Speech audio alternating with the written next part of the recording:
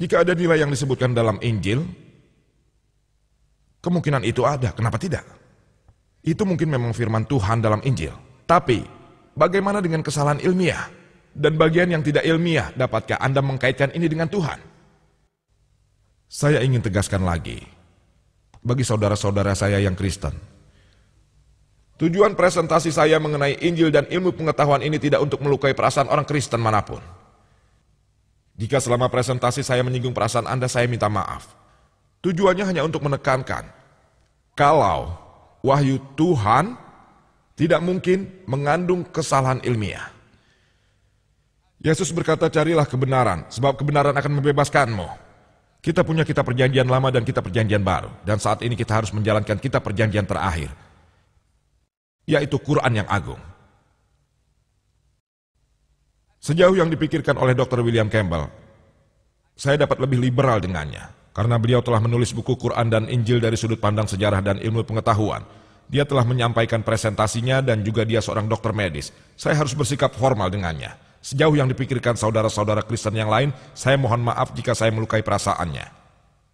Mari kita menganalisa apa yang dikatakan Injil tentang ilmu pengetahuan modern. Pertama, mari kita bahas astronomi. Injil mengatakan tentang penciptaan alam semesta. Awalnya, kitab ke-1, kitab Kejadian, bab ke-1 disebutkan, Tuhan yang Maha Besar menciptakan langit dan bumi dalam 6 hari, siang malam 24 jam. Sementara itu, menurut para ilmuwan, alam semesta ini tidak dapat diciptakan begitu saja dalam waktu 6 hari 24 jam. Quran juga mengatakan tentang 6 ayam. Bentuk tunggalnya adalah yaum, jamaknya ayam, yang dapat diartikan 1 hari 24 jam atau waktu yang sangat lama, 1 yaum, 1 masa. Para ilmuwan mengatakan kalau kami tidak keberatan menyetujui kalau alam semesta dapat diciptakan dalam 6 masa yang sangat panjang. Kedua, Injil mengatakan dalam kitab Kejadian 1 ayat 3 dan 1 ayat 5, cahaya diciptakan pada hari pertama. Kitab Kejadian 1 ayat 14-19, benda yang memancarkan cahaya, bintang, matahari, dan sebagainya diciptakan pada hari keempat. Bagaimana mungkin penyebab cahaya diciptakan pada hari keempat, sementara cahaya muncul pada hari pertama? Ini sangat tidak masuk akal. Lebih lanjut, kata Injil kitab Kejadian 1, ayat 9-13, bumi diciptakan pada hari ketiga. Bagaimana mungkin ada malam dan siang tanpa bumi? Hari didasarkan pada rotasi bumi. Tanpa diciptakannya bumi, bagaimana bisa ada siang dan malam? Poin nomor 4. Kitab Kejadian ke-1, ayat 14-19 mengatakan, di sana dikatakan bahwa matahari dan bulan diciptakan pada hari keempat. Saat ini ilmuwan mengatakan pada kita, bumi adalah bagian dari tata surya yang unsur utamanya matahari. Tidak mungkin bumi ada lebih dulu dari matahari. Hal ini tidak ilmiah. Poin kelima.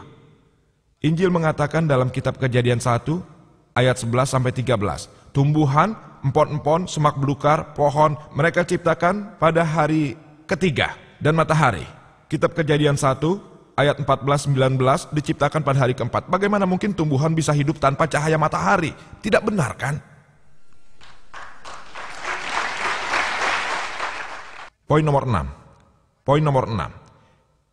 Injil mengatakan dalam kitab Kejadian 1 ayat 16, Tuhan menciptakan 2 cahaya besar. Matahari yang mengatur siang dan sinar yang kurang terang yaitu bulan yang mengatur malam.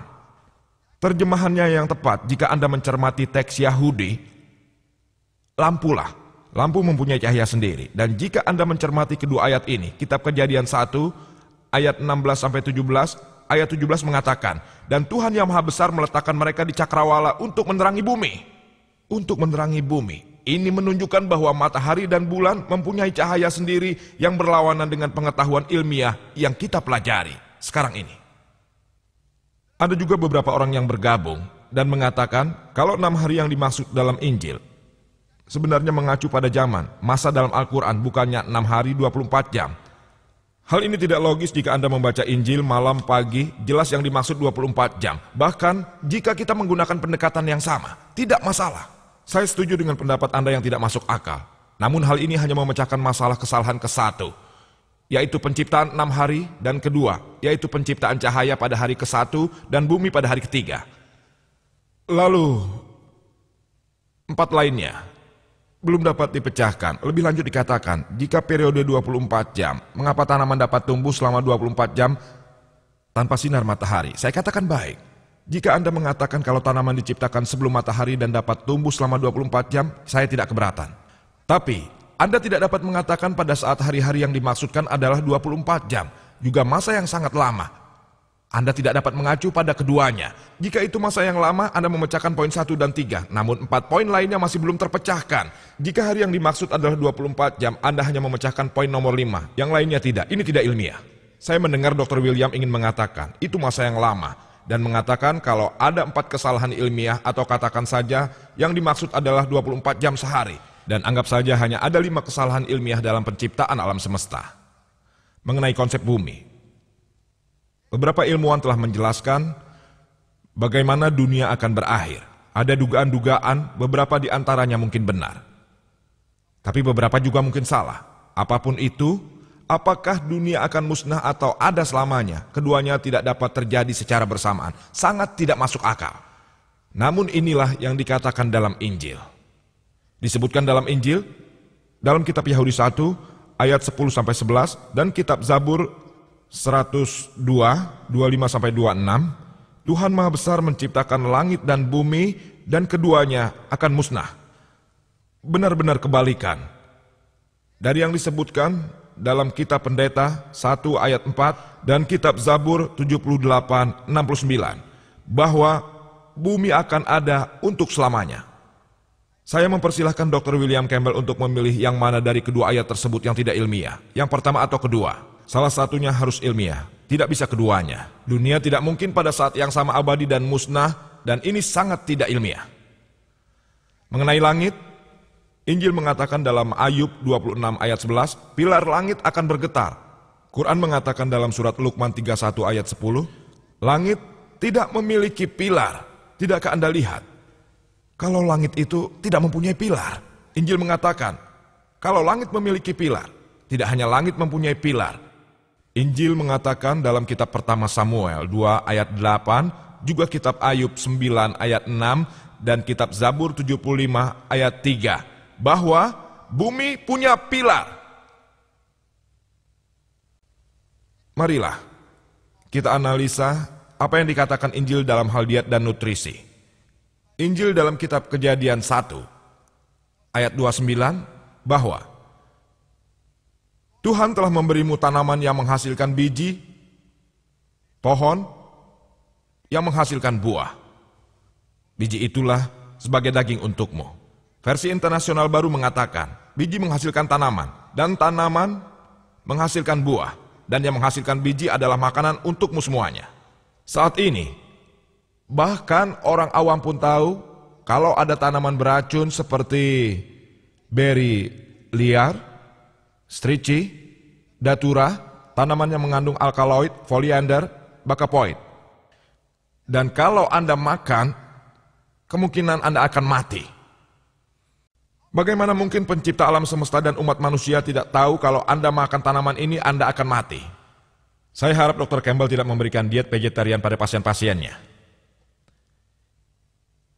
Injil mempunyai tes ilmiah untuk mengidentifikasi pengikutnya yang setia. Hal ini disebutkan dalam ajaran Markus 16 ayat 17-18. Katanya, akan ada tanda-tanda bagi pengikut yang setia, diantaranya adalah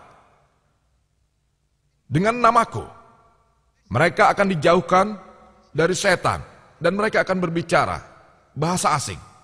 Mereka akan mengambil ular. Dan jika mereka meminum racun yang mematikan, mereka tidak terluka. Jika mereka meletakkan tangannya di atas orang sakit itu akan sembuh. Berikut ini adalah bukti ilmiahnya yang dalam istilah ilmiah dikenal sebagai tes penegasan untuk pengikut setia Kristen. Saya sudah berinteraksi dengan ribuan orang Kristen selama 10 tahun terakhir, termasuk para misionaris, namun saya belum menemukan satupun orang Kristen yang telah menjalani tes penegasan Injil ini. Saya belum pernah bertemu orang Kristen yang meminum racun dan tidak meninggal. Dalam istilah ilmiah, hal ini disebut tes kepalsuan. yang artinya